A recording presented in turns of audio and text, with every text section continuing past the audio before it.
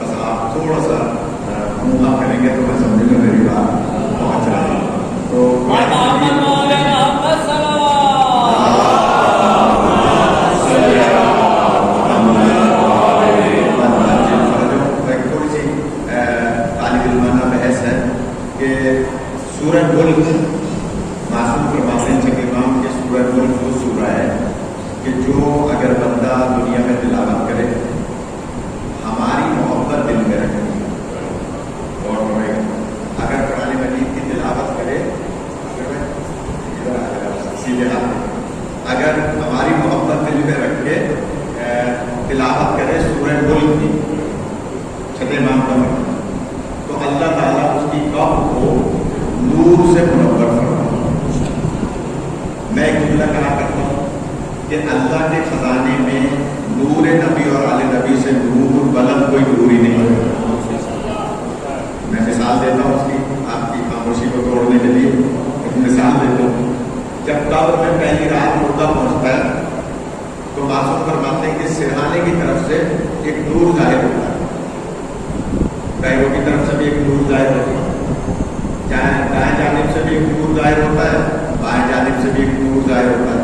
پہلی رات سرہانے والے نور سے پیر والا نور پوچھتا ہے، مفاتی میں یہ بات ہے کہ تم اس کی کس چیز کا نور ہو، کون سا ایسا بندہ جو اس کی قبر میں نور کی صورت میں تم ظاہر ہو؟ تو وہ پکار کے کہتا ہے، نور سے آواز آتی ہے، قدرت کی طرف سے اجازت ہوتی ہے کہ بتا دو کہ میں اس کی نمازوں کا نور، یعنی جو دنیا میں نمازیں پڑھتا تھا اس کا نور قبر میں پہلی رات اس کی قبر کو منور کرنے کے لیے ظاہر ہوتا ہے۔ پیروں والے سے پوچھتے ہیں، دائیں بائیں والے، تم اس کے کس چیز کا نور ہو؟ تو پیر والے کہتے ہیں، کہتا ہے نور کہ میں اس کے روزوں کا نور ہوں۔ یہ دنیا میں جو روزے رکھتا تھا، جملہ کہتے ہیں شوگر کا بہانہ نہیں کرتا تھا، شوگر کا بہانہ نہیں کرتا تھا اور روزے رکھتا تھا۔ تو آپ نے دیکھا ہوگا بہت سارے لوگ روزے کے معاملے میں شوگر کو دیکھتے ہیں، ڈاکٹر کی بات کو مانتے ہیں، باقی سارے بد پرہیزیاں کرتے ہیں، لیکن جب روزہ ہوتا ہے تو ہمیں ڈاکٹر نے منع کیا۔ تو خیر پیروں والا نور کہتا ہے کہ میں اس کے روزوں کا نور، دائیں بائیں والے نور کہتے ہیں کہ میں اس کی خون سے زکات کا نور۔ اچانک سینے سے ایک نور ظاہر ہوتا ہے جو ان سب سے زیادہ قوی ہوتا ہے، سب سے زیادہ منور ہوتا ہے۔ تو یہ چاروں یکجمع ہو کے پوچھتے ہیں کہ بھائی تم کس چیز کا نور ہو جو اس کے سینے سے نکلا ہے؟ تو وہ پکار کے کہتا ہے، میں کیونکہ اس کے سینے سے آیا ہوں تو تمہیں سمجھ لینا چاہیے کہ میں ہوں ولایت علی بن ابی طالب۔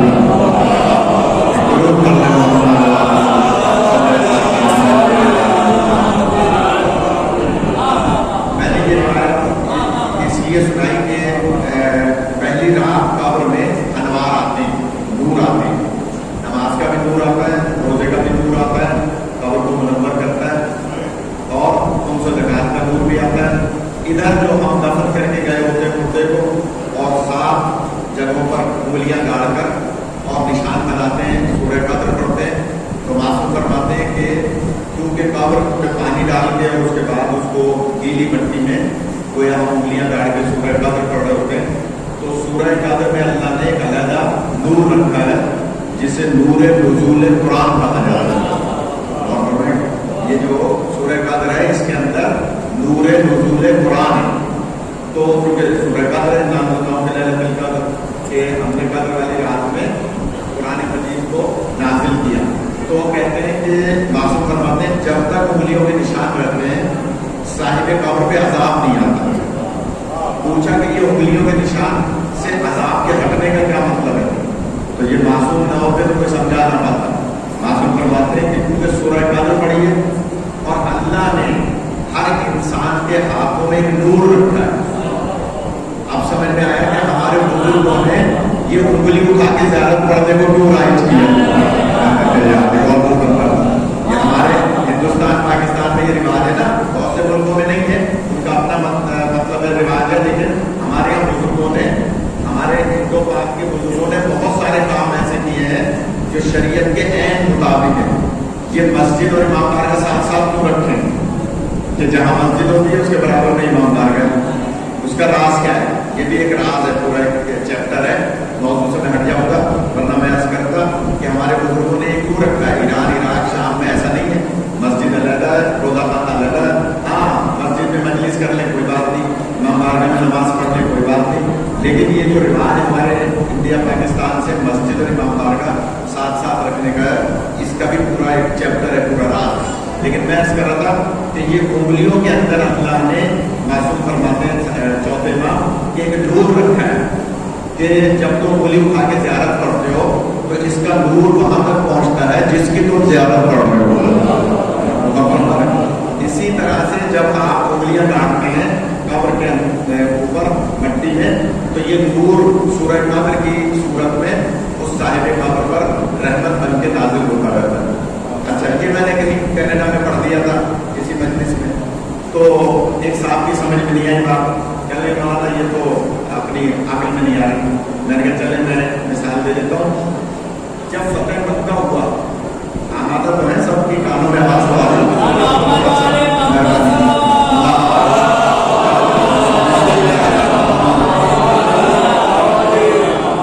एक तो ये बॉक्स ने जो है ना सबके मुंह छुपा दिए थे, तो बहुत लोग पता नहीं चलता कौन सा आप नशीब फरमाए।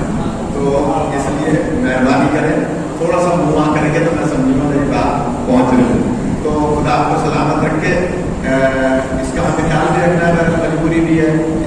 अल्लाह ने अपने पहचानवाने को लिए ये सब कुछ किया है कि मामला इतने खराब हो गए थे सारे माशरों में कि अल्लाह ने बताया कि मैं भी हूँ कि मसलन तक अल्लाह नहीं है। अल्लाह ने ये जो है ना, अगर कोई हाथ मिला रहा है किसी से, ना किसी से करीब होकर मुआनका कर रहा है, ना मुसाफा कर रहा है, तो अल्लाह बता रहा है कि जान दो कि अल्लाह है, अपने आप को हर दौर में पहचानवाता है। तो खैर मैं अर्ज कर रहा था, जब फतेह मक्का हुई, मक्का फतह हुआ, तो औरतों ने पैगाम भेजा कि सरकार, मर्दों ने तो आपके हाथ पर बैत रख के, हाथ पे हाथ रख के बैत कर ली, हम औरतें कैसे बैत करें? फतेह मक्का, पहले कि आप जानते हैं फतेह मक्का बहुत बड़ी फतह है। 10,000 का लश्कर सरकार लेकर आए थे मदीने से, और यहाँ कुफार मुशरिकीन जो अबू जहल और अबू जहल जो मर गया था, अबू सुफियान की सरबराही में मौजूद था, तो सब घबरा रहे थे। लेकिन जब फतह हो गया तो लोगों ने बैत कर ली, किसी ने दिल से बैत कर ली और किसी ने इस्लाम में हिस्सा लेने के लिए बैत कर ली। इस्लाम से मुराद हुकूमत में हिस्सा लेने के लिए बैत कर ली। तो जब बैत हो गई, औरतों ने कहा सरकार हम आपकी बैत कैसे करेंगे, इसलिए कि मर्द तो हाथ पे हाथ रख के बैत कर रहे हैं। हुजूर ने फरमाया या अली ऐसा करो, 2 बर्तन बनाओ। तो उस जमाने में चमड़े की खालों से बर्तन बनते थे, तो वो 2 बर्तन, 2 कह लीजिए बाल्टी टाइप मौला अली ने बनाए।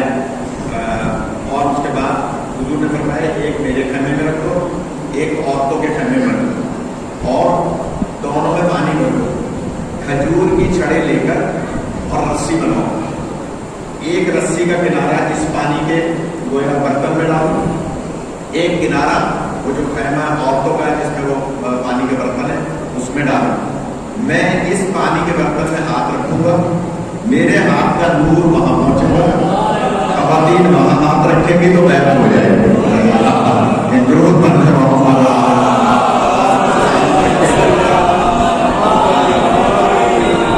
तो मैं अर्ज कर रहा था कि हाथों में अल्लाह ने नूर रखा है। इसके और भी राज हैं। जो हमारा मसलक है ना, मसलक अहले बैत फिक़ह जाफरिया, ये क्योंकि उनका बनाया हुआ है, उनका तजवीज़ किया हुआ है, तजवीज़ किया हुआ है, तबलीग किया हुआ है, जो वहाँ के पढ़े हुए हैं, जो नासिर भाई वहाँ के पढ़े हुए हैं। लिहाजा हमारे यहाँ हर चीज़ की लॉजिक है। या अंगूठी में उंगली, इस सीधे हाथ की अंगूठी में, हाथ की उंगली में क्यों अंगूठी पहन रहे हैं? हकीक की इसलिए कि इस उंगली में मासूम फरमाते हैं कि अल्लाह ने एक रग रखी है, एक वैन है, एक रग है, जिसका ताल्लुक बराबर दिल से होता है। यानी जब ये अंगूठी आप पहनते हैं तो इसके असरात उस रग के जरिए से दिल तक पहुंचते हैं और दिल को कुव्वत मिलती है।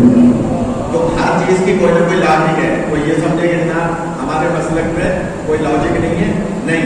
तो उंगलियां गाड़ते हैं, साहिब कब्र जो है वो नूर से मुनव्वर होता है। जब तक निशानात रहते हैं उस वक्त तक उसी कब्र पे अजाब नहीं आता। तो मासूम फरमाते हैं कि जो सूरह मुल्क की तिलावत करेगा, बात जरा लंबी हो गई, सरकार फरमाते हैं छठे इमाम के जो सूरह मुल्क की तिलावत करेगा दुनिया में, हमारी मोहब्बत दिल में रखेगा, इसलिए कि असल है मोहब्बत अहले बैत। और मैंने पहले मिसाल दी, मुफाती में मौजूद है कि अगर सीने वाला नूर कहता है कि मैं विलायत अली इब्न अबी तालिब का नूर हूँ। अच्छा, अक्सर मौलवी साहिबान मेरी तरह के यहाँ तक रिवायत बयान कर देते हैं, इससे आगे रिवायत बयान नहीं करते। इजाजत दे तो इससे आगे रिवायत बयान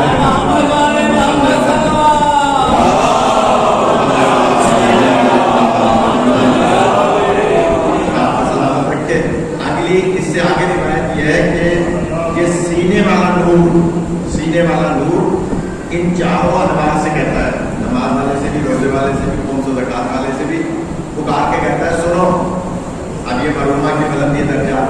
اس سے بہترین جملہ میں نہیں کہہ سکتا. یہ سینے والا نور کہتا ہے سنو اگر میں ولایت علی کا نور اس کے سینے میں نہ ہوتا تو تم چاروں کو اس کی قبر میں نور سے منور کرنے کی اجازت ہی نہ ہوگی. یعنی پتہ یہ چلا کہ نماز بھی اسی کی قبر میں کام آئے گی جس کے دل میں علی کی ولایت ہو. روزہ بھی اسی کے کام آئے گا جس کے دل میں ولایت علی کی ولایت ہو. خمسہ زکوٰۃ بھی اسی کے کام آئے گا جس کے دل میں مولا علی کی ولایت ہوگی. تو معصوم فرماتے ہیں کہ جو دل میں ولایت علی رکھ کر ہماری محبت دل میں رکھ کر اور سورہ ملک کی تلاوت کرے گا اللہ اس کی قبر کو نور سے منور کرے گا. اور اس کی ایک مثال دی ہے جو کہ ہمارے بزرگ عالم گزرے ہیں علامہ حسین بٹ جاڑا صاحب جنہوں نے تفسیر انوار النجم بھی لکھی ہے اور بہت ساری کتابیں لکھی ہیں. وہ لکھتے ہیں کہ حضور پاک کے ایک صحابی تھے جو سفر پہ گئے اور دوران سفر نماز کا ٹائم ہوا تو انہوں نے نوکر چاکروں سے کہا کہ بھائی میں مال تجارت فروخت کرنے جا رہا ہوں لیکن بہرحال نماز کا ٹائم ہے تو خیمہ لگاؤ. انہوں نے خیمہ لگایا. انہوں نے خیمے کے اندر وضو وغیرہ کر کے اور نماز پڑھی. جب نماز پڑھ رہے تھے خدا را غور کیجیے گا جب نماز پڑھ رہے تھے تو اچانک دوران نماز ان کو ایک آواز آئی بے شک اللہ کا وعدہ سچا ہے بے شک اللہ کا وعدہ سچا ہے بے شک اللہ کا وعدہ سچا ہے. 3 دفعہ کی آواز آئی. نماز سے فارغ ہوئے تو نوکر چاکروں سے پوچھا کہ بھائی کس کی آواز تھی. یہ کون کہہ رہا ہے کہ اللہ کا وعدہ سچا ہے. کون سا وعدہ سچا ہے. اللہ کے تو سارے وعدے سچے ہیں لیکن مجھے یاد کون سا دلا رہا ہے کون سا وعدہ بتا رہا ہے. نوکر چاکروں نے کہا کہ جناب ہمیں تو نہیں پتا ہم نے تو یہ آواز سنی نہیں جو آپ بتا رہے ہیں وہ آواز آپ ہی نے سنی ہم نے نہیں سنی. مسئلہ حل نہیں ہوا. یہ معاملہ حل نہیں ہوا. یہ اپنے سفر پہ گئے مال تجارت فروخت کیا طائف کا دورہ کر کے واپس مکے آئے مکے سے مدینے آئے. جب مدینے پہنچے تو حضور پاک کی خدمت میں کہ سرکار میں نے ایسے ایسے نماز کے دوران آواز سنی. حضور فرماتے ہیں میں اسی سے اندازہ لگاؤں گا کہ آپ تمام حضرات میری بات سن رہے ہیں یہاں ذہنی ادھر ہے میں اسی سے اندازہ لگاؤں گا. امام رسول پاک فرماتے ہیں کہ کیا کہتے ہو کہ سرکار آواز سمجھ میں نہیں آئی کس کی تھی. آپ فرماتے ہیں میں علم نبوت سے بتاؤں یا تم بتاؤ گے کہ تم کون سی سورہ نماز میں پڑھ رہے ہو کون سی سورہ نماز میں پڑھ رہے ہو. تو اس نے کہا سرکار میں عرض کیے دیتا ہوں کہ میں سورہ ملک پڑھ رہا تھا نماز میں قیام میں سورہ ملک پڑھ رہا تھا. اس وقت آواز آئی تو آپ فرماتے ہیں کہ تم سورہ ملک پڑھ رہے ہو اور تمہیں پتہ نہیں تھا. میرا ایک صحابی تھا جو کثرت سے سورہ ملک پڑھتا تھا اور اتفاق سے دوران سفر انتقال کر گیا. اس کی قبر اسی صحرا میں بنی. تم نے اسی کی قبر پہ خیمہ لگا دیا اسی کی قبر کے اوپر خیمہ لگا دیا اور تمہیں نہیں پتا تھا نشان صحرا تھا مٹ گیا. تم اسی کی قبر پہ کھڑے ہو گئے ہیں اسی کی قبر پہ کھڑے ہو کر نماز میں سورہ ملک پڑھ رہے ہو. وہ تمہیں بشارت دے رہا تھا کہ بے شک اللہ کا وعدہ سچا ہے. ایک گروہ کا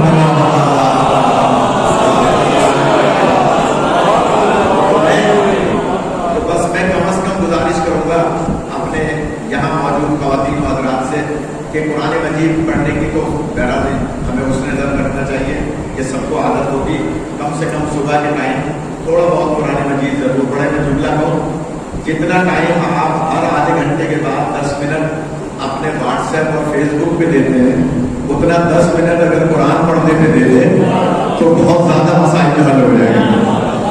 آپ دیکھتے ہیں کہ ہر 10 منٹ کے بعد آدھے گھنٹے کے بعد ہم موبائل فون نکال کے اور واٹس ایپ چیک کر رہے ہوتے ہیں کس نے کیا میسج بھیجا فیس بک دیکھ رہے ہوتے ہیں کس نے کیا بھیجا. تو اگر صرف صبح کے ٹائم 10 منٹ ہم قرآن مجید میں ایک رکوع پڑھ لیں 2 رکوع پڑھ لیں 1 سپارہ پڑھ لیں ایک صفحہ پڑھ لیں تو 365 دن ہوتے ہیں. اگر ہم روزانہ ایک صفحہ بھی پڑھیں گے تو پھر قرآن مجید ہمارے کتنے ختم ہو سکتے ہیں. کیونکہ قرآن مجید کا فائدہ میں بہت ذمہ داری سے عرض کر رہا ہوں سر پہ میرے ماما ہے قرآن مجید پڑھنے کا فائدہ سوائے محبان اہل بیت کے اور کسی کو ہوتا ہی نہیں. کیوں؟ دلیل ایسی اس لیے کہ جو قرآن کے ساتھ اہل بیت کو نہیں مانتا جنت کی خوشبو بھی نہیں سن سکتا. बताइए, नबी पाक का फरमान है 70,000 मील दूर तक जन्नत की खुशबू जाएगी, और जो दिल में अली की विलायत नहीं रखता वो खुशबू भी नहीं सूंघ सकता। इसका मतलब है जन्नत से कितना दूर होगा, 70,000 मील दूर तक खुशबू जाएगी जन्नत, और जो खुशबू न सूंघ सके तो वो जन्नत के करीब कैसे आ सकता? तो फिर लाख कुरान पढ़ता रहे, लाख रोजा रखता रहे, लाख तरावियां पढ़ता रहे, कुछ करता रहे, लेकिन अगर विलायत अली अलैहिस्सलाम दिल में नहीं है तो उसके तमाम अमाल को उसके मुंह पर मार दिया जाएगा। तो मैं ये दलील दे रहा हूँ कि कुरान पढ़ना भी सिर्फ मुहिब्बान अहले बैत के काम आता है, कि जो मोहब्बत अहले बैत दिल में रख के कुरान मजीद, कोई ना पढ़े कुरान मजीद, कोई नाराज ना हो तो एक जुमला कहूँ, कुरान मजीद को किताबुल हई कहा गया है, किताबुल हई, जिंदा किताब, कुरान मजीद को जिंदा किताब कहा गया है। नाराज ना हो कोई तो जुमला कहूँ, अल्लाह उस किताब को जिंदा कह रहा है, हम सालाना उस पर कफन चढ़ा रहे हैं, नहीं बहुत पढ़ना, यानी गिलाफ क्या चढ़ा रहे हैं, सालाना हम उस पर गिलाफ चढ़ा रहे हैं, और बहुत से तो सालाना क्या बरसों नहीं चढ़ाते, तो हम उस पर गिलाफ चढ़ा रहे हैं, तो यार कफन पहना रहे हैं। अल्लाह कह रहा है जिंदा किताब है, हम उस पर गिलाफ चढ़ा रहे हैं। तो कुरान पढ़ना उसी को फायदा देगा जो मोहब्बत अहले बैत दिल में रखेगा, और मोहब्बत अहले बैत दिल में रखे अगर कोई कुरान ना पढ़े तो इससे ज्यादा बदकिस्मती क्या होगी। लिहाजा सूरह मुल्क कब्र में नूर से मुनव्वर करती है साहिब कब्र को। दुरूद पढ़ने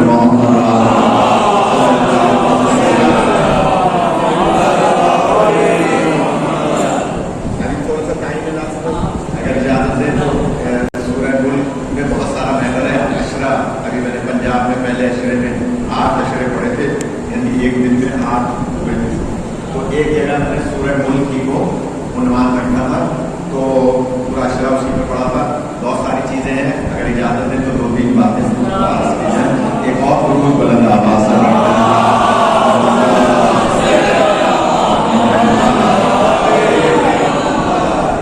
आयत में शुरू में अल्लाह फरमा रहा है पाक खुदा जिसके कब्जा कुदरत में मुल्क है। इसका मतलब ये हुआ कि मुल्क अल्लाह का है। अल्लाह कह रहा है तबारकल्लज़ी बियदिहिल मुल्क, पाक खुदा जिसके कब्जा कुदरत में मुल्क है। इसका मतलब ये हुआ कि मुल्क अल्लाह का है। अगर अल्लाह के इसको हाकिम बना दे, बादशाह बना दे, वज़ीर आज़म बना दे, सदर बना दे, तो ये ना समझे कि मुल्क उसका हो गया, नहीं, मुल्क अल्लाह का। और अल्लाह बिला शिरकत गैर पूरी कायनात का मालिक व मुख्तार है, क्योंकि उसने बनाया है। वो कह रहा है कि पाक खुदा, खुद कह रहा है पाक खुदा जिसके कब्जा कुदरत में मुल्क है।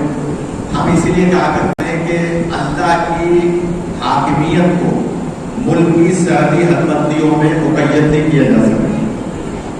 और क्योंकि अल्लाह खालिक कायनात है, अल्लाह ही का बनाया हुआ दीन है दीन इस्लाम, और दीन इस्लाम मुल्की सरहदी हदबंदियों में मुक़य्यद नहीं होता। बहुत बारीक बात कहने जा रहा हूँ। आलिम ऑनलाइन एक प्रोग्राम आपको याद होगा, आमिर लियाकत ने जो शुरू किया था, तो सबको पता है कि शुरू ही मैंने किया था, सबसे पहला प्रोग्राम मेरा था उसमें। तो उस प्रोग्राम में मुनीबुर रहमान जो आजकल यजीदियत जिंदाबाद के नारे लगवा रहे हैं, वो मेरे साथ थे एक प्रोग्राम में, मुनीबुर रहमान साहब। तो सवाल एक आया कि ये बताइए कि शिया हज़रात नोटों पर ज़कात क्यों नहीं देते। असकर को छोड़ो, जो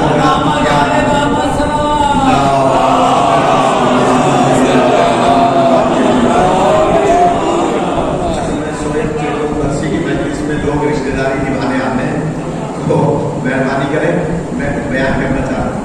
आमिर लियाकत के प्रोग्राम में सवाल आया कि जनाब शिया हज़रात नोटों पर ज़कात क्यों नहीं देते। मुनीबुर रहमान मेरे साथ, पुरानी बात है, मुशर्रफ का दौर। तो मैंने कहा जनाब शिया हज़रात का जो दीन है वो मुल्की सरहदी हदबंदियों में बंद नहीं है, आफाकी दीन है। मैंने कहा शिया हज़रात का जो दीन है वो मुल्की सरहदी हदबंदियों में मुक़य्यद नहीं है, आफाकी है, क्योंकि अल्लाह खालिक कायनात है, हर मुल्क का मालिक है। इसी तरह से दीन हर सरहदों को अबूर करके आफाकी दीन है।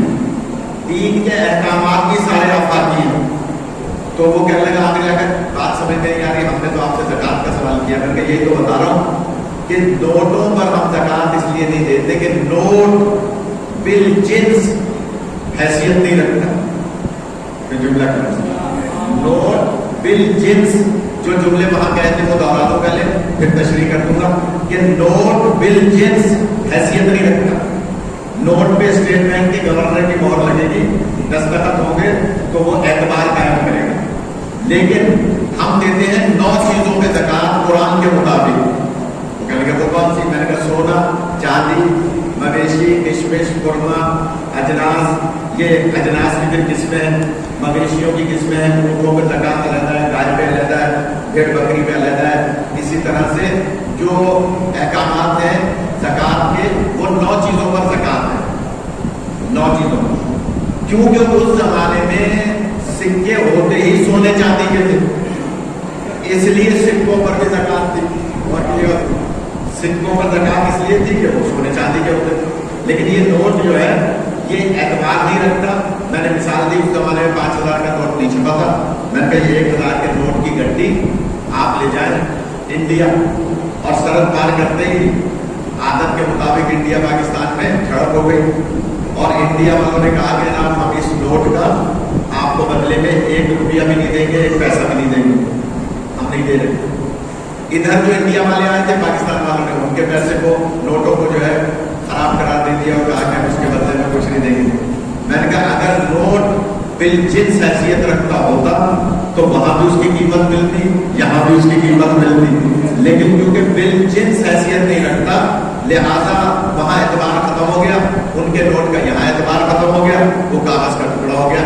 لیکن اس کے مقابلے میں اگر چاندی کا سکہ لے کر گئے ہوتے, سونے کا سکہ لے کر گئے ہوتے, مویشی لے کر گئے ہوتے, اجناس لے کر گئے ہوتے, کھجور اور خرما لے کے گئے ہوتے, تو کچھ نہ کچھ عالمی مارکیٹ میں, اوپن مارکیٹ میں اس کے بدلے میں کچھ نہ کچھ آپ کو ضرور ملتا.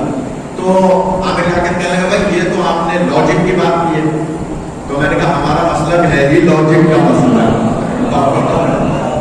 اس میں منیب الرحمان ناراض ہو گئے, انہوں نے کہا جناب یہ مسلک کی بات کر رہے ہیں. میں نے کہا مسلک کی بات نہیں کر رہے, ہم اس دین کو محدود دین نہیں تصور کرتے, سرحدی حد بندیوں سے باہر ہے, پورے کائنات کا دین ہے جسے دین اسلام کہا جاتا ہے. لہذا اسی طرح سے اللہ پوری کائنات کا بلا شک شرکت غیر مالک ہے. وہ اس کا کوئی ملکیت میں شریک نہیں ہے. تو یہ کہہ کہ جناب اس کا ملکیت میں کوئی شریک نہیں, اس کی تشریح کی ہے ایک حدیث قدسی نے. ایک ذرا درود پڑھیں تو میں عرض کرتا ہوں.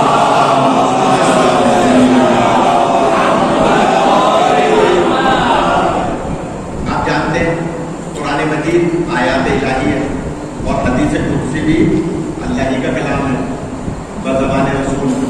حدیث رسول بھی گویا پابند وحی ہے لیکن زبان رسول سے. جملہ کہو اگر قدر کریں, قرآن بھی اسی زبان سے, حدیث قدسی بھی اسی زبان سے, حدیث رسول بھی اسی زبان سے. اللہ کو اس زبان پر کتنا اعتماد ہے, جسے زبان رسول کہا جاتا ہے. کہ پنجاب میں پڑھ رہا ہوتا تو دیواریں پھٹ رہی ہوتی. میں جملہ کہتا ہوں یہ زبان کتنی قابل اعتبار زبان ہے اللہ کے نزدیک. جملہ کون ناصر بھائی آپ اس پہ بھی بولیں گے, اور وہ جملہ یہ ہے کہ جناب یہ زبان کتنی قابل اعتماد ہے اللہ کے نزدیک. اب بتائیے جو اس زبان کو چوس کے پڑھ رہے ہو وہ کیسے ہونے چاہیے.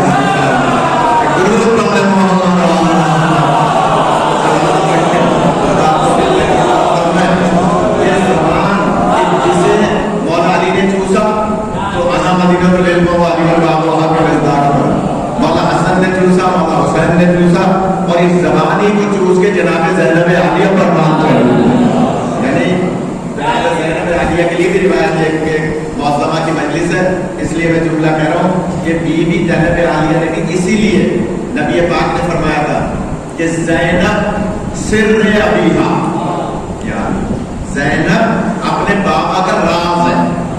نبی پاک نے فرمایا تھا زینب اپنے بابا کا راز ہے. اور نبی پاک ہی نے فرمایا تھا یا علی انت سر اللہ فی العالمین, اے علی آپ اللہ کے رازوں میں سے ایک راز ہے.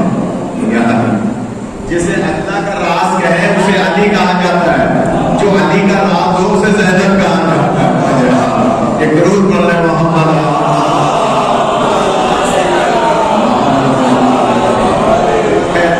بات لمبی ہوئی، میں عرض کر رہا تھا کہ ایک حدیث قدسی ہے جس میں اللہ تعالیٰ فرما رہا ہے کہ المال و مالی، دنیا میں جتنا مال ہے مجھے اللہ کا ہے. آیت میں فرمایا کہ ملک میرا ہے، آیت میں کیا فرمایا؟ ملک میرا ہے. حدیث میں فرمایا مال میرا ہے. اب اگر اللہ کسی کو حکومت دے دے تو وہ یہ نہ سمجھے کہ میں حاکم ہوں، اللہ کسی کو مال دے دے تو یہ نہ سمجھے کہ میرا مال ہے. بہت اہم بات ہے، جس پہ تو بات ویسے ہی نہیں ملے گی. جملہ کرو کہ جناب اللہ کا مال ہے، اگر کسی کو اللہ مالدار بنا رہا ہے تو یہ نہ سمجھے کہ مال اس کا ہے. نہیں، المال و مالی، حدیث قدسی میں اللہ فرما رہا ہے دنیا میں جتنا مال ہے مجھے اللہ کا ہے. وہ یہ نہ سمجھے کہ میں نے مال دیا ہے اور اسے کلی اختیار کے ساتھ مال دیا ہے. نہیں، مال میرا ہے، میں نے آپ کو مال دے کے امتحان میں مبتلا کیا ہے. اور وہ امتحان کیا ہے اس کو بھی آگے حدیث میں بیان کیا گیا ہے. المال والی، دنیا میں مال جتنا بھی ہے مجھے اللہ کا ہے. اسی لیے مولا علی علیہ السلام دنیاوی مال و دولت کی طرف متوجہ نہیں ہوتے تھے. کیوں؟ جانتے ہیں کہ میں بھی اللہ کا ہوں، آپ بھی اللہ کا ہوں. اللہ نے مجھے امام بنایا ہے، یعنی اللہ کی طرف سے بنایا گیا ہوں. اور دنیا میں جتنا مال ہے پیر مارتے تھے زمین پہ سونا نکل آتا تھا. لیکن یہودی کے بعد میں کیوں مزدوری کرتے تھے؟ یہ بتانے کے لیے کہ یہ ہمارے اختیار میں ہے اور وہ ہم اللہ کی رضا میں راضی ہیں. اگر اللہ ہمیں ایسے رکھنا چاہتا ہے کہ یتیم و مسکین و اسیر کو ہم وہ افطار کی چیز بھی دے دیں تو ہم اسی پہ راضی ہیں. ورنہ ایک مثال یاد آ رہی ہے، جناب پیغمبر آئے، یا علی مقروض ہو گیا، قرضہ چڑھ گیا. مولا فرماتے ہیں کہ ایسا کرو، سامنے پہاڑ ہے اس کے نزدیک سے نکل. جناب پیغمبر گئے، پہاڑ کے پاس جا کے کھڑے ہوئے. مولا نے ہاتھ کا اشارہ فرمایا کہ وہ جو پتھر پڑے ہیں ان میں سے کوئی ایک پتھر اٹھا. جناب پیغمبر نے ایک پتھر اٹھا لی، زمین میں تھا تو پتھر جب ہاتھ میں آتا تو سونا.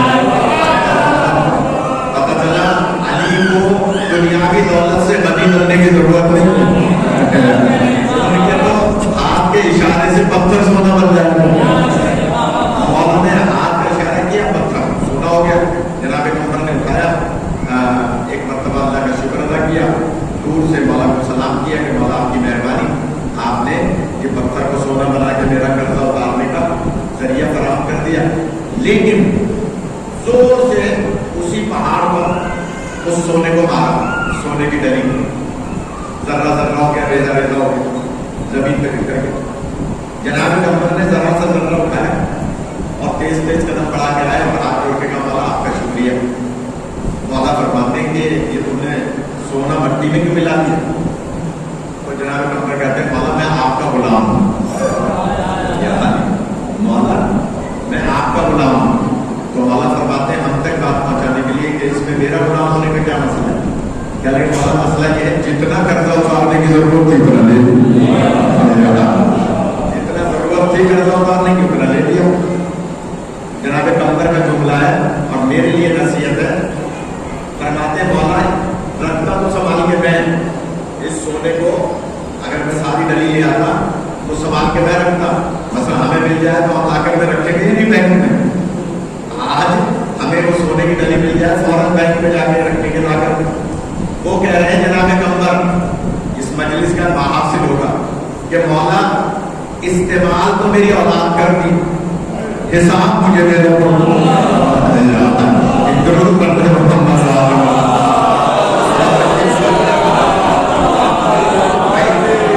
استعمال تو میری اولاد کرتی نا، اتنا سونا میں کہاں استعمال کرتا؟ حساب میں مجھے دینا پڑتا، کیونکہ آپ نے مجھے کیونکہ اللہ کی نعمت میں حساب ہے. آپ کو جو کچھ بھی مل رہا ہے حلال ہے، حلال میں حساب ہے، حرام میں عذاب ہے. جو حرام ہے اس میں تو عذاب ہے اور حلال میں حساب ہے. اسی لیے کہتے ہیں کہ اللہ کی رحمت مانگنی چاہیے، نعمت نہیں مانگنی چاہیے. کیوں؟ بیٹی کو رحمت کہا گیا ہے، بیٹے کو نعمت کہا گیا ہے. تو بیٹے کا حساب کتاب ہے، بیٹی رحمت ہے. نہیں کر رہا ہے، یہ ضرور پڑھنے محمد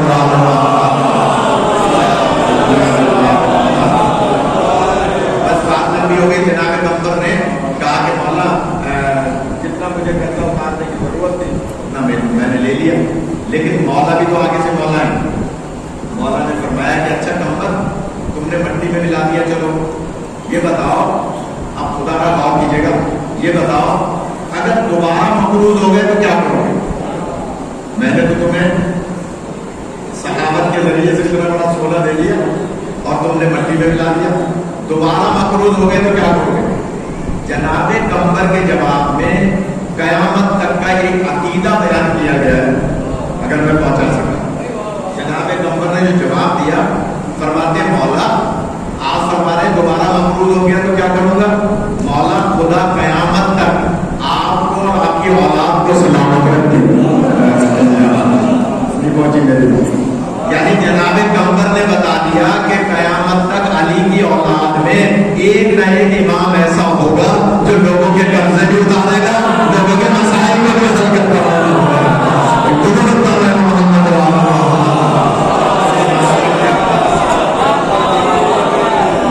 قیامت تک خدا آپ کو اور آپ کی اولاد کو سلامت رکھے. اس طرح سے ایک جملے میں عقیدہ امامت قیامت تک ظاہر ہو گیا کہ قیامت تک کوئی نہ کوئی علی کا بیٹا ایسا ہوگا جو لوگوں کے قرضے بھی اتارے گا. آج ہم اپنے زمانے کے امام سے رجوع کریں تو یہ کرونا ورونا کوئی مسئلہ ہی نہیں. ہمارا عقیدہ ختم ہو گیا. ہم اعلیٰ جل بہت کہتے ہیں لیکن اندر سے خالی ہے. معذرت کے ساتھ کوئی ناراض نہ ہو، ہماری زبان پہ اعلیٰ جل بہت ہے لیکن کٹے کی بھی تیاری نہیں ہے. اگر امام ابھی تشریف لے آئے تو میں تو نہیں سمجھتا کہ میں وہ دکھانے کے قابل ہوں کہ مولا ہم آپ تشریف لے آئے ہیں، ہم آپ کے سامنے ہر لحاظ سے پرفیکٹ ہیں، جیسا آپ چاہتے ہیں ویسے ہم ہیں. لہذا ہم اگر آج عقیدہ رکھ لیں قمر والا تو قرضہ بھی اتر جائے گا، جاب بھی مل جائے گی، بچیوں کے مسئلے بھی حل ہو جائیں گے، تمام بیماریوں سے بھی نجات مل جائے گی. لیکن بات یہ ہے کہ ہم امام پر ویسا یقین اور عقیدہ نہیں رکھتے جیسا رکھنے کا حق ہے. تو جناب قمر نے بتا دیا. ادھر اللہ فرما رہا ہے المال مالی، دنیا میں جتنا مال ہے مجھ اللہ کا ہے. آیت میں اللہ فرما رہا ہے ملک اللہ کا ہے. حدیث قدسی میں اللہ فرما رہا ہے مال اللہ کا ہے. آگے بڑھ کے 2 جملے کہہ دوں. فرمایا الامراء وکالی، دنیا میں جتنے امیر ہیں مجھ اللہ کے وکیل. یہ وکیل کون سے؟ یہ LLB وکیل نہیں جو کورٹوں میں وکیل موجود ہیں. یہاں بھی کئی حضرات اس شعبے سے تعلق رکھتے ہیں. یہاں وکیل سے مراد شرعی وکیل. شرعی وکیل کیا مطلب؟ مثلا کچھ جیسے مولوی یہ باہر دفتر میں نام لکھا ہوا ہے کہ کن کن کو آپ خمس و زکوٰۃ دے سکتے ہیں اس ادارے کے لیے، یتیم خانے کے لیے. ابھی بتایا مجھے کہ 42 یتیم بچے یہاں پل رہے ہیں. تو میں جملہ کہہ رہا ہوں کہ یہ جو مجتہدین کے وکیل میری طرح کے مولوی ہوتے ہیں ان کو اللہ کی طرف سے یہ ذمہ داری ہے کہ وہ خمس و زکوٰۃ کے پیسے کو نصاب کے مطابق خرچ کریں اور مجتہد تک پہنچائیں. ان کی وکیلوں کی ذمہ داری نہیں ہے کہ وہ پیسہ خود کھاتے ہیں، وہ ہم نہیں کرنا. تو اللہ نے ہر امیر کو اپنا وکیل بنایا یہ بتانے کے لیے کہ یہ جو میں نے تمہیں پیسہ دیا ہے اس کو نصاب کے مطابق تو تم خرچ کر سکتے ہو، اسراف نہیں کر سکتے. اس پیسے کو تم ضیاء نہیں کر سکتے. تمہیں ایک گاڑی کی ضرورت ہے تو ایک ہی رکھنی ہے. 2 گاڑیاں رکھو گے تو اس کا مطلب ہے تم اسراف کر رہے ہو. جتنی تمہیں ضرورت ہے اتنا خرچ کرو، باقی تم سے زکوٰۃ نکالو، اللہ کا مال اللہ تک پہنچاؤ، سادات کا مال سادات تک پہنچاؤ. اس لیے میں نے تمہیں اپنا وکیل بنایا. اور پھر آگے چل کے عجیب و غریب بات ہے اس حدیث کے جملے ناصر بھائی جو میرے لیے ہے، آپ سب کے لیے میں نہیں کہوں گا، وہ جملہ میرے لیے ہے. اللہ فرماتا ہے الامراء وکالی، جتنے امیر ہیں میرے وکیل ہیں. پھر فرمایا الفقراء عیالی، دنیا میں جتنے غریب ہیں مجھ اللہ کے عیال ہیں.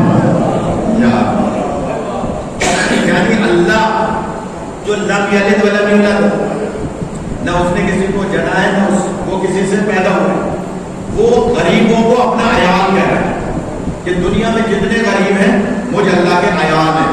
کیا مطلب؟ میری دولت کو میرے وکیلوں کو چاہیے میرے عیال میں تقسیم کر دیں. ایک ضرور کر دیں.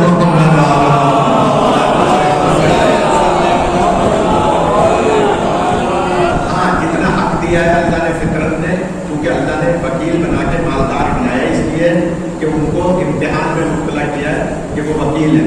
ورنہ یہ جو کام ہے نا، خود پھٹا ہوا پہننا، خود جو ہے سوکھی روٹی کھانا، یہ کریموں کا کام ہے. اور کریم اللہ نے کائنات میں صرف 14 بنائے ہیں جو اللہ کی کریمی کے مظہر ہیں. خود بھوکے رہتے ہیں، یتیم و مسکین و اسیر کو کھانا کھلاتے ہیں، خود پھٹے ہوئے پہنتے ہیں، کمبر جیسے کو اچھا پہناتے ہیں. اس کا مطلب یہ کریموں کا کام ہے. اور میں کہا کرتا ہوں کہ اس دروازے پر وہ روٹیاں مانگنے آتے ہیں جنہیں کھانا کھانے کی احتیاج نہیں ہے، یعنی جو کھانا نہیں کھاتے، ملائکہ کھانا نہیں کھاتے، لیکن دروازہ سیدہ پہ آ کے ہمیں سبق دیتے ہیں کہ جنہیں کھانے کی ضرورت نہیں ہے وہ مانگنے آ رہے ہیں. تو جن کو ضرورت ہے ان کے لیے دروازہ ایک ہی ہے جسے سیدہ کا دروازہ کہا ہے. ایک ضرور کر لیں محمد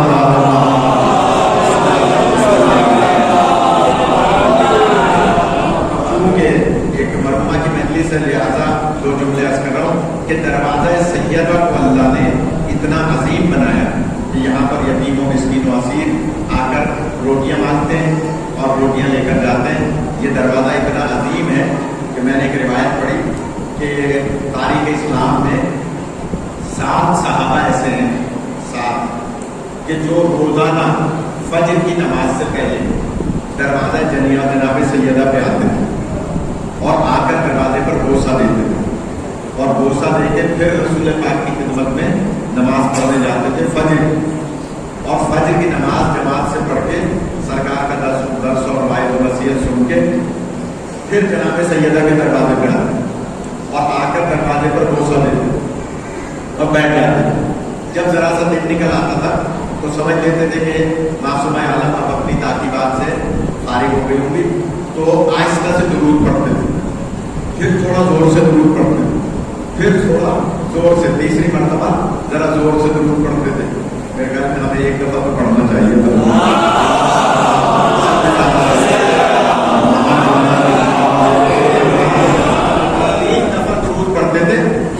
جب ذرا زور سے آخری درود تیسری دفعہ پڑھتے تھے تو اندر آواز پہنچ جاتی تھی بیوی کے حجرے تک. تو بیوی پھر دروازے پر آ جاتی تھی، پردے کے عالم میں پیچھے، پردے کے پیچھے کھڑے ہو جاتی تھی اور فرماتی تھی بتاؤ کوئی حاجت ہے، کوئی مسئلہ ہے. تو یہ ساتھ کے ساتھ صحابی اکثر اپنے مسائل بیوی کی خدمت میں پیش کیا کرتے تھے. تو ایک دن جناب سلمان نے پوچھا کہ بیوی، ایک بس فضیلت کی بات سن لیں پھر نوئے کا ٹائم آ جائے گا، میں زیادہ زحمت نہیں دوں گا، بس اب کیونکہ محترمہ کی مجلس ہے تو ایک بات سن لیں. جناب سلمان عرض کرتے ہیں، سرکار بہار الانوار میں یہ روایت ہے، جناب سلمان کہتے ہیں آپ آزادی کوئی حدیث سنائیے، کوئی واقعہ بتائیے جو آپ کے ذہن میں ہوا ہو. پھر دوران تھا، کوئی واقعہ سنائیے جو آپ کے ذہن میں ہوا ہو. تو بیوی فرماتی ہے کہ ہاں سلمان، آج دوپہر کو جو رات گزری ہے، جو دن گزرا ہے، اس نے دوپہر کو 3 حوریں میرے ذہن میں آئی تھی. کیا پڑھو میرے سمجھ میں مختلف اینگل سے پڑھ رہا ہوں لیکن بات سمجھ میں کہا کہ 3 حوریں میرے ذہن میں آئی تھی اور ان میں سے تینوں ایک دوسرے سے زیادہ خوبصورت تھی. جو سب سے زیادہ خوبصورت تھی اس سے میں نے پوچھا کہ یہ بتاؤ تمہارا نام کیا ہے؟ اس نے کہا میرا نام ہے سلمہ، میرا نام ہے سلمہ. تو بیوی فرماتی ہے میں نے پوچھا کہ جنت میں اللہ نے تمہیں کس صحابی کے لیے خلق کیا ہے؟ جنت میں تمہیں کس صحابی کے لیے اللہ نے بنایا؟ تو اس نے کہا کہ مجھے آپ کے دروازے پر ریش مبارک سے جھاڑو دینے والے سلمان کے لیے بنایا. سلمان کے لیے بنایا. اللہ تعالیٰ نے نام سلمہ تھا، سلمان کے لیے بنایا. دوسری جو ہور تھی اس سے پوچھا کہ تمہیں اللہ نے کس کے لیے بنایا، تمہارا نام کیا ہے؟ اس نے کہا آقا میرا نام ہے ذرہ اور مجھے اللہ نے ابو ذر غفاری کے لیے بنایا. اللہ نے مجھے ابو ذر غفاری کے لیے بنایا. تیسری سے پوچھا کہ تمہارا نام کیا ہے تمہیں کس کے لیے بنایا؟ تو اس نے کہا کہ میرا نام ہے مقدادہ، مقدادہ، مجھے اللہ نے آپ کے نانا بابا کے صحابی مقداد کے لیے بنایا ہے۔ تو بی بی فرماتی ہے تمہیں مبارک ہو میرے دروازے پہ آنے والوں کو کہ اللہ نے تمہارے لیے اس دروازے کے صدقے میں پہلے سے حوریں بنا کر رکھی ہوئی ہے۔ اب بس آخری فضائل کا جملہ سن لیں اور پھر 2 جملے مسائل کے ناظر بھائی لوحہ پڑھیں گے۔ میں جملہ کہہ دوں کہ جناب سلمان نے، اب یہ فضیلت کی بات ہے، میں دیکھوں کیسے سنتے ہیں خاص طور پر نوجوان، کہ جناب سلمان نے باہر سے یہ آواز دیکھے گا آقازادی اتنا بتا دیجئے میرے نام والی حور، خدا را غور کیجیے گا، نو روایت میں ذمہ دار ہوں، میرے نام والی حور سلمہ آپ کے برابر بیٹھی تھی یا قدموں میں بیٹھی تھی؟ سلمہ آپ کے برابر میں بیٹھی تھی، جنت کی حور معصوم ہوتی ہے، کہا کہ آپ کے برابر میں بیٹھی تھی یا آپ کے قدموں میں بیٹھی تھی؟ بی بی فرماتی ہے حور کو حور ہے، معصوم ہوتی ہے، اگر برابر بھی بیٹھ جاتی تو کیا ہوتا؟ جناب سلمان کا جواب سنیے گا، ایسے ہی نہیں معرفت کے 10ویں درجے پر فائز ہوئے۔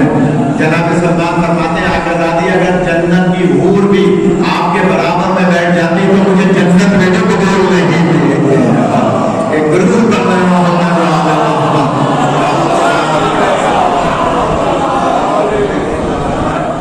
سلامت رکھے، مرنے والی کے درجات کو بلند فرمائے اور جتنے بھی حاضرین ہیں خدا ان کو ہر بلا مصیبت سے محفوظ فرمائے، ماں بہنوں کے سر پر سلامت ہوں۔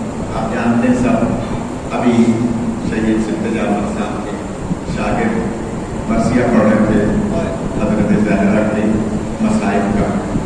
آپ سب جانتے ہیں کہ بی بی وہ بیوی ہیں کہ جن کو اللہ نے اتنے عظیم فضائل و مناقب اور فضائل و کمالات عطا فرمائے، لیکن جتنی ان کے فضائل بلند ہیں اتنے ہی ان کے مسائل بلند ہیں۔ صرف ایک گوشہ عرض کرنا چاہتا ہوں، دور تھا چھٹے امام پاک کا جو رونے آئے، چھٹے امام کا دور تھا اور ہمارے ائمہ میں سارے ائمہ حضرت زہرا کو یاد کرتے ہوئے ہر امام اپنے اپنے دور میں سب سے زیادہ جو گریہ فرماتے تھے وہ حضرت زہرا کے مسائل پر گریہ کرتے تھے۔ بے شک کربلا کے مسائل بہت بلند ہیں، لیکن اولاد سے کوئی پوچھے کہ اگر بچوں کے سامنے کسی ماں کو مارا جائے، بچوں کے سامنے کسی ماں پر درے برسائے جائے، اس بچوں کا کیا عالم ہوتا ہے؟ آپ کو کسی غم میں نہ رلائے۔ بس ایک گوشہ عرض کرنا چاہتا ہوں، چھٹے امام صبح شام اپنی دادی پر گریہ فرماتے تھے۔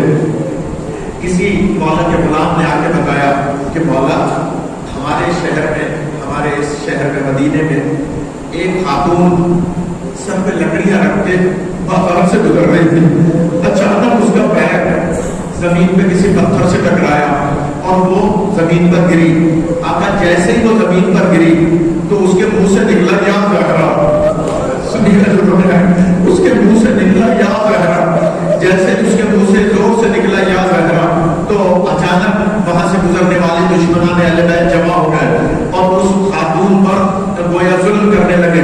اتنے میں سپاہی آ گئے، سپاہیوں سے لوگوں نے کہا کہ یہ بیوی، یہ خاتون زہرا کی ماننے والی ہے، لہذا اس کو گرفتار کر لیا گیا۔ حضرات سنیے گا، آج کا دور ہمارے لاکھوں سلام ہمارے زمانے کے نام پر کہ آج ہم حضرت زہرا پر گریہ کر رہے ہیں، ہم مالک پر ان کا نام لے رہے ہیں، ہم ان کے نام کی تسبیح پڑھتے ہیں، لیکن کیسے کیسے دور گزرے ہیں روزانوں کہ اس خاتون نے گھر کر صرف جناب زہرا کا نام لیا تھا اور کہا تھا یا زہرا، تو اس کو گرفتار کر لیا گیا، حضرات قید خانے میں ڈال دیا۔ دوسرے دن مولا صادق کو کسی نے آ کے بتایا مولا آپ کی دادی کی محبت